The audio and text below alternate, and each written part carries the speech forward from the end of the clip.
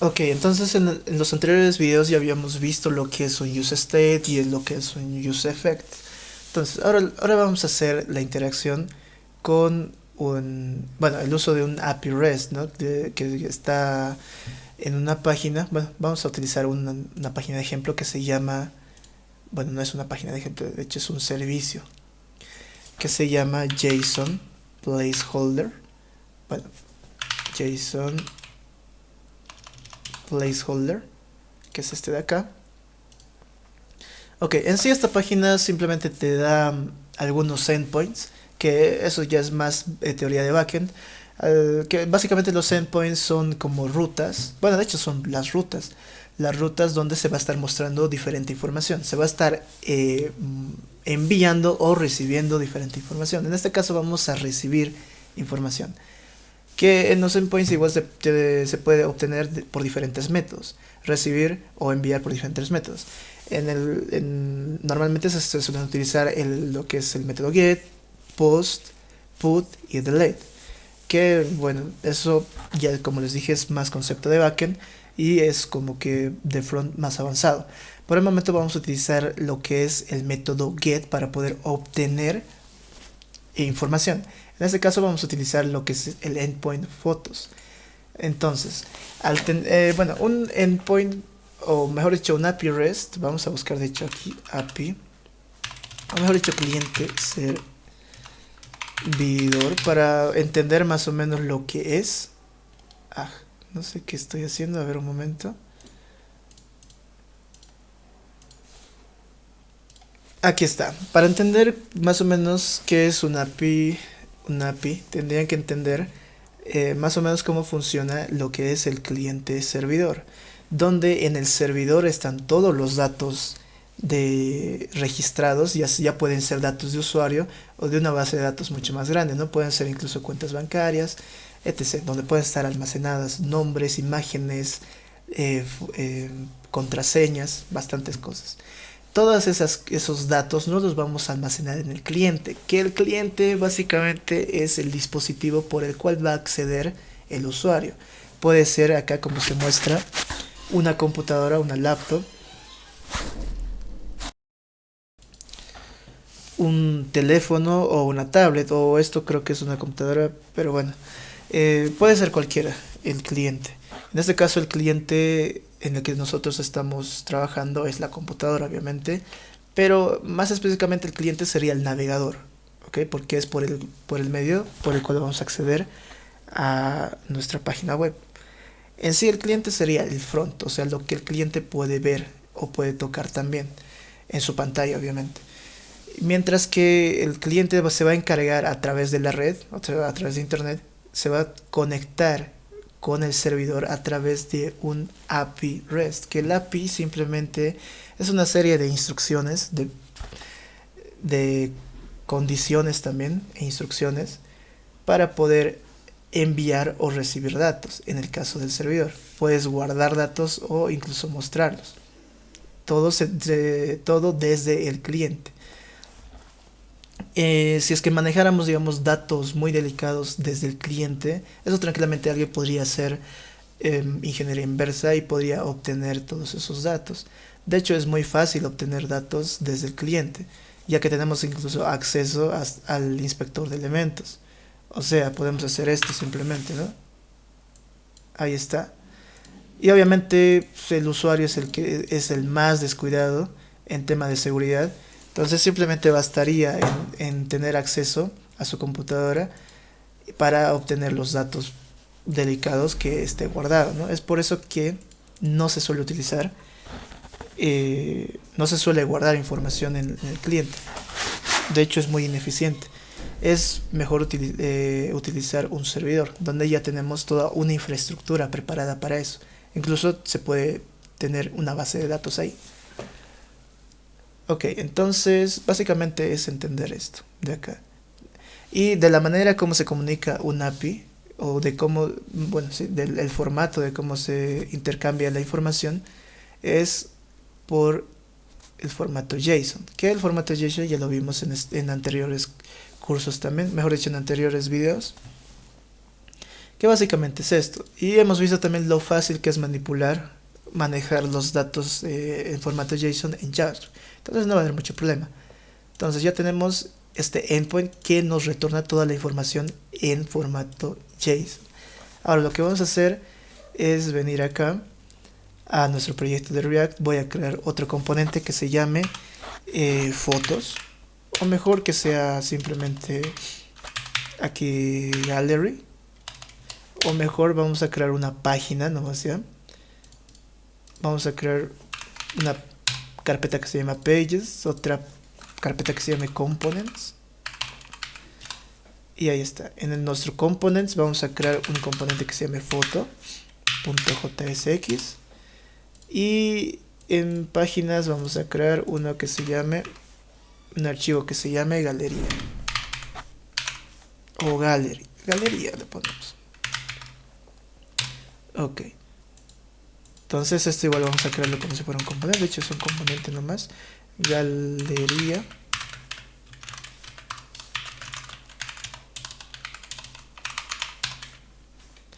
O mejor dicho, export default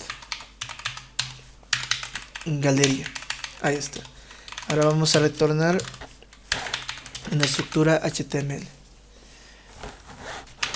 Por el momento vamos a retornar uno vacío, que va a ser con h2, y vamos a poner un hola mundo, o mejor dicho, página galería. Ahí está. Entonces voy a venir aquí a contador. No, en contador no, de hecho sería en app. Contador aquí lo voy a comentar, va a ser comentado. Se comenta de esta forma, por si acaso, cuando estamos dentro de la estructura HTML. Vamos a importar a galería y simplemente lo voy a llamar. Y ahí está. Entonces ya tenemos nuestro componente galería. Ahora vamos a ver si es que está nuestra página galería. Aquí está nuestra página galería. Y volvemos aquí al código. Entonces volvemos al componente galería, y lo que vamos a hacer acá es obtener la información de este endpoint. Esto se puede hacer a través de la función nativa que tiene JavaScript, que se llama fetch. ¿Cómo vamos a utilizar fetch? Simplemente vamos a importar lo que es useEffect, que ya vimos en el anterior video, que es un hook que se utiliza simplemente para, bueno, lo que esté dentro de este hook se va a cargar primero, y también es para poder ver el estado o el cambio de estado de un use state, que ahorita eso lo vamos a ver. Vamos a poner useEffect y ponemos un callback. Ok, entonces vamos a pasar de nuevo hacia el arreglo, y aquí es donde vamos a obtener fetch. Entonces aquí vamos a obtener el enlace o el endpoint, que es donde están todos nuestros archivos, mejor dicho, toda la información de nuestras fotos. Ok, pongo acá. Bueno, acá primero vamos a revisar un poquito la estructura de nuestra API. Primero tenemos el ID del álbum, el título, la URL y el timeline. Seguramente el timeline es la miniatura, porque y la URL debe ser la imagen original, el tamaño original. Esto se suele utilizar porque al ser tantas, de hecho creo que son 500, o no, son 5000 de hecho. Al ser tantas imágenes, imagínense cargar 5000 imágenes del tiro, así del tirón, con un internet que sea muy lento, digamos. El usuario puede que se aburra al tener que cargar todo de un tirón. Si es cargando las imágenes con la resolución original. Es por eso que se suele utilizar TOMS, o en este caso Stoneline URL se llama. Bueno, que son miniaturas básicamente. O sea que tiene la resolución muy baja para que pueda listarse simplemente. Ya al momento de poder darle clic, o sea, tenemos una lista de imágenes y al momento de darle clic, ahí sí recién se va a ver lo que es nuestra imagen en toda su resolución, porque solamente va a ser una imagen que mostrar, ya no va a ser todas, ¿no? Entonces eso más que todo se hace por motivos de optimización, de rendimiento. Ok, ahora sí vamos a continuar, ya tenemos aquí. Bueno, como segundo parámetro se suele pasar la configuración extra que se tiene que tener, como por ejemplo el método, el tipo de header y todo eso. Pero eso lo vamos a ver después, que por el momento simplemente es obtener el código y ya. Mejor dicho, obtener información y ya. Entonces cuando no especificamos toda esa configuración, por defecto se va a poner el método get. Entonces eso, con esto nos basta. Ahora necesitamos tener, bueno, tenemos que tener más o menos claro o muy claro el concepto de promesas al utilizar fetch. Las promesas básicamente son la espera, así a grandes rasgos, de los datos que se están obteniendo de un servidor. Porque, por ejemplo, no simplemente vas a tener un fetch dentro de un componente, dentro de una página web, mejor dicho. Vamos a entrar a una página web, a ver, vamos a ir a Google, vamos a buscar imágenes. Ya, por ejemplo de acá. Esto es un ejemplo nada más. Eh, en una página web podríamos tener varias secciones que estén recibiendo datos de un backend, porque este es el front, ¿no? Entonces vamos a estar recibiendo a través de un API los datos. Entonces, ¿qué pasa si es que hay datos más pesados que otros? Por ejemplo, ¿qué pasa si esta lista de acá, donde dice elecciones y no sé qué, estas cuatro eh, artículos de acá, son más livianos y cargan mucho más rápido que la sección que está en la derecha? Entonces, no es que la página va a tener que cargar primero todo esto y recién mostrarse toda la página. Eso sería un problema de optimización. Antiguamente, cuando se hacían aplicaciones monolíticas, se les dice, sí tendríamos que hacer eso, o sea, cargar toda la página sí o sí para poder ver el contenido. Pero ahora tenemos la opción de poder cargar secciones nada más. O sea, mientras esto carga, mejor dicho, mientras esto ya cargó, esto que es más pesado de cargar, puedes seguir esperando, porque ya tienes la promesa de que los datos van a llegar.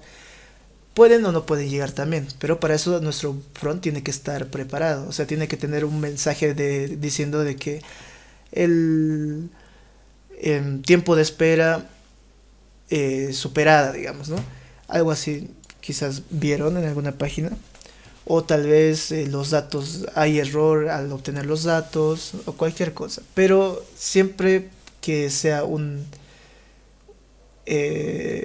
contenido muy pesado de cargar, pues se puede poner incluso un spinner, una barrita de carga, mientras esto ya cargó. O sea, puedes estar viendo esta información mientras carga lo demás, ¿no? Entonces para eso sirven las promesas. Podemos tener diferentes secciones de nuestra página cargándose independientemente, que eso se le conoce como contenido asincrónico, si no me equivoco. Entonces, para eso existe podemos utilizar lo que es then. Catch no. Then. Aquí está. De hecho podemos hacer un enter, normalmente se lo maneja así, y punto then. Entonces aquí vamos a obtener lo que nos manda el endpoint, lo que nos está mandando el endpoint. Entonces aquí como primer parámetro podemos recibir con el nombre que queramos. Podemos poner response podemos poner result, podemos poner res de response o de respuesta. Yo lo voy a poner como res. De hecho, este es un callback. Vamos a ponerlo como function para que se entienda mejor, pero también se puede manejar como arrow function.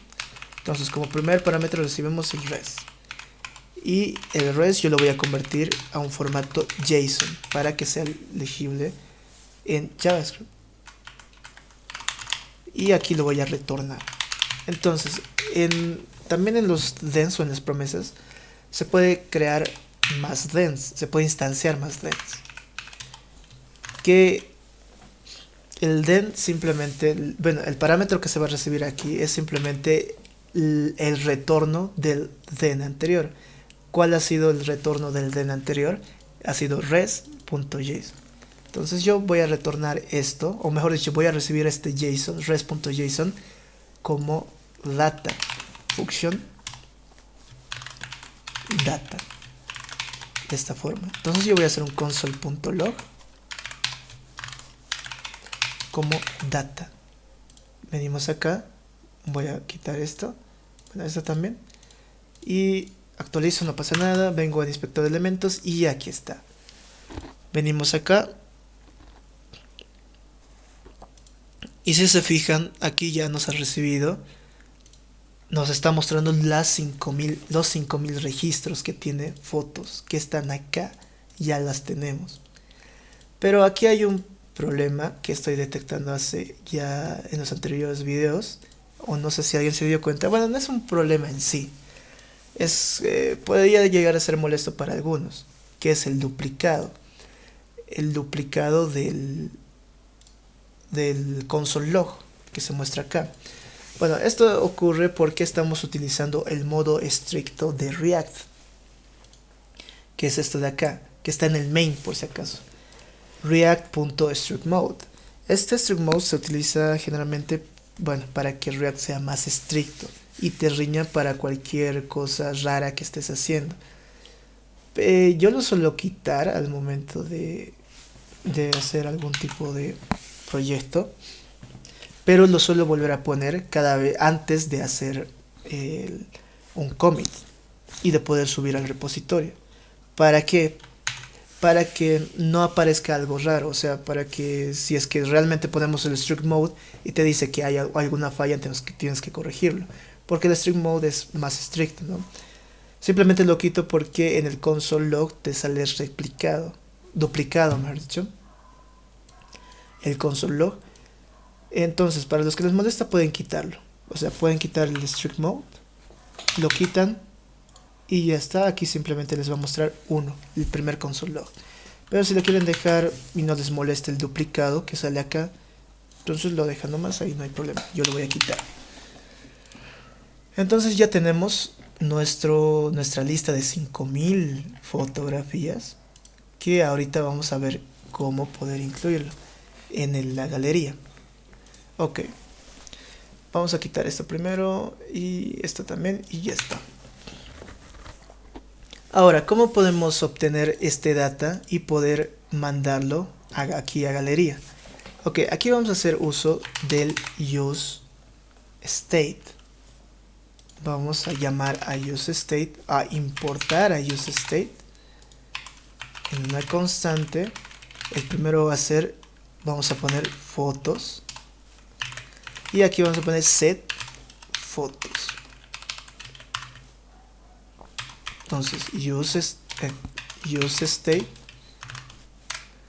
y pondremos como como valor inicial va a tener un arreglo vacío. ¿Por qué un arreglo vacío? Porque si se fijan, este en sí es un arreglo, pero no es un arreglo vacío, es un arreglo lleno de 5000 registros. Pero bueno, pero sigue siendo un arreglo. Entonces, al inicio va a tener este arreglo vacío, ¿ok? Entonces, este useFate va a depender, mejor dicho, este useState. Este useFate también va a observar el useState fotos, ¿ok? Donde en el useState también podemos poner la función que es set fotos, que es ya habíamos visto en anteriores videos, para poder cambiar el estado. Su estado actual, ¿cuál es? Es el arreglo vacío, pero yo quiero que sea un arreglo lleno de los 5000 datos. Esto lo voy a comentar y vamos a ver lo que pasa. No pasa nada, pero ahora vamos a ver qué es lo que pasa cuando yo aquí afuera, probablemente me dé un error, pero vamos a ver qué pasa. Y ya manda a llamar fotos. Aquí está, de hecho no me está dando error, pero me está duplicando los console log. Entonces esto mejor lo voy a quitar por acá y voy a hacer el console log por acá. Console.log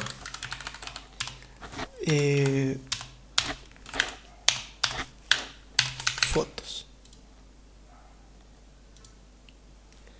Vamos a ver. Bueno, me sigue duplicando, pero bueno. Ahí está. Pero bueno, ya se está mostrando lo que nosotros queremos hacer. Ok, aquí lo que vamos a hacer es llamar a fotos y hacer un map. Dentro del map, que ya habíamos visto qué es lo que retorna un map, vamos a sacar un ítem como primer parámetro y lo que retornaremos va a ser un h2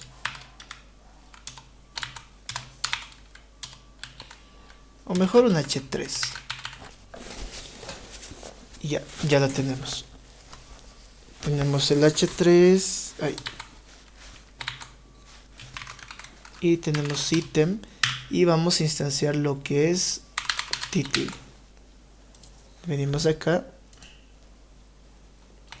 y ya lo tenemos, ya tenemos esto. Ya tenemos todos los títulos de las fotografías que estamos obteniendo del API, que es acá. Pero aquí hay un problema. El problema viene siendo, aquí dice un warning que dice que normalmente al poner o al recorrer con un map, con un bucle, una etiqueta, siempre nos va a pedir que esté con un key. Entonces nosotros simplemente agregamos un key y este key tiene que ser diferente en cada etiqueta. Entonces simplemente yo voy a poner un coma index, que es el segundo parámetro que ya sabemos que es el index, que va a ser 1, 2, 3, simplemente la posición del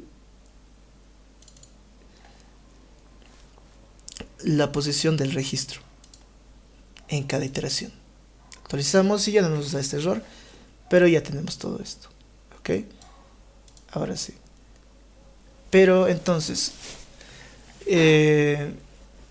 si tenemos este título acá, es más fácil, mucho más fácil crearnos un componente foto, que de hecho ya tenemos aquí, simplemente lo vamos a tener. Vamos a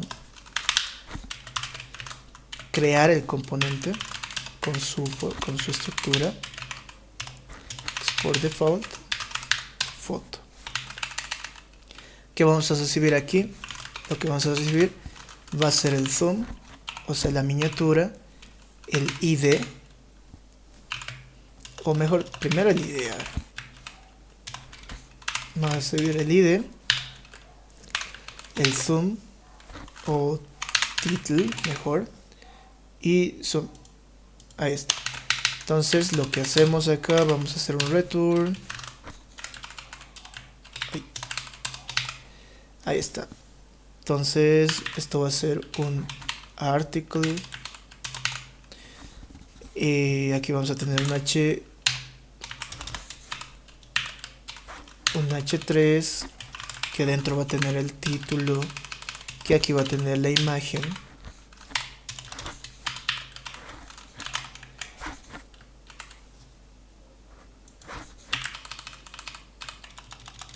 De imagen y aquí le pasamos el zoom. Ahí está. De hecho aquí le podemos concatenar lo que es el ID y ya lo tenemos aquí. Entonces tenemos esto. Ok. Import foto.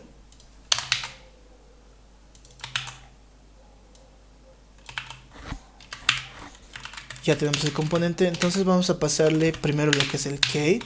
De hecho, el key ya podemos pasarle el ID también.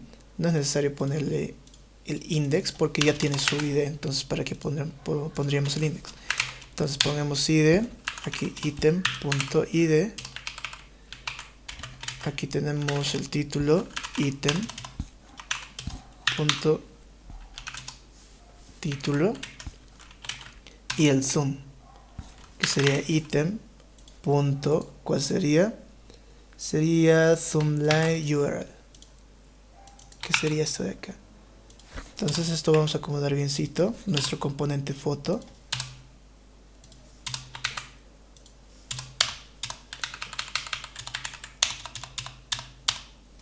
Que de hecho esto tenemos que instanciar desde item. Desde aquí. Aquí está. Ok, vamos a ver. Creo que tenemos un error. Vamos a revisar qué error es. Ok, por alguna razón no tenemos, no nos está dando permiso, nos está bloqueando desde el backend el acceso a las imágenes. Yo supongo que es por el tema de que las imágenes son un poquito más pesadas de cargar, entonces requieren más procesamiento del servidor. Entonces quizás es por eso que están bloqueando a ciertas zonas, están restringiendo. O quizás hay que crearse una cuenta para poder acceder, o no sé, pero por alguna razón no nos está dejando acceder a las imágenes. Pero bueno, simplemente lo comenté, esa parte de las imágenes, tanto en el componente como a la llamada del componente, y solamente estoy poniendo el título y el ID. Y si se fijan acá ya se cargó los 5000 registros, que va desde 1 hasta el 5000, que viene siendo acá. Entonces todos estos registros vienen desde un API, o sea, desde un servidor, desde un backend, que ni siquiera es de nosotros, es de un servicio gratuito que está por ahí, ¿no? Que hemos encontrado por ahí. De hecho, también hay varios servicios que podemos encontrar en Google, como el API de Marvel o el API de Pokémon, con el cual sí se puede hacer proyectos interesantes. Entonces, para eso vamos a utilizar primero vamos a hacer un proyecto pequeño con GIFs, y ese va a ser un proyecto ejemplo para que dejemos otros proyectos más avanzados, ¿no? Más adelante. Entonces el consumo de API lo dejaremos hasta aquí. Si ven, aquí hemos utilizado los dos, tanto como es el hook, que es useState, y el useEffect. Básicamente se utiliza para eso. Como les dije anteriormente, tiene mucha sinergia al momento de trabajar con API REST.